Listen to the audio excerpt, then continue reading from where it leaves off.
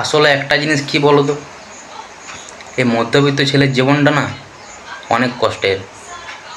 আমরা নিজের শখ পূরণ করার জন্য বাইক তো কিনে নিই, কিন্তু সেই বাইকের কিস্তি মেটানোর জন্য বছরের পর বছর, মাসের পর মাস আমরা বাইরে কাটিয়ে দিই। এটাই আমাদের জীবন।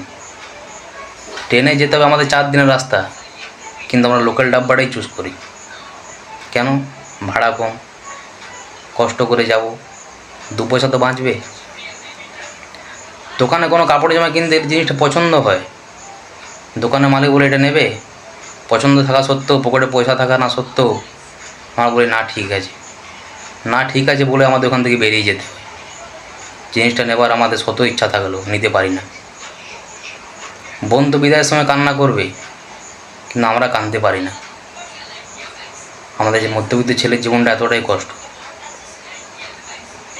আমাদের বাইরে চোট লাগলেও আমরা কোনোদিন বাড়িতে বলি না, আমরা সেটা নিজের মনের ভিতরে রেখে নিই আর নুকিয়ে নুকিয়ে ওষুধ খেয়ে ফেলি।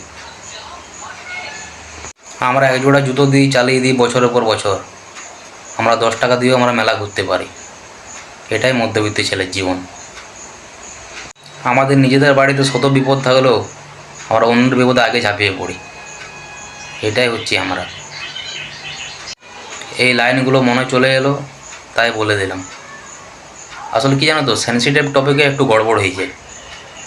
কিছু ভুল হয়ে থাকলে তোমরা কমেন্টে বলে দিও। আর ভিডিওটা ভালো লাগলে লাইক করে চ্যানেলটাকে সাবস্ক্রাইব করে দিও।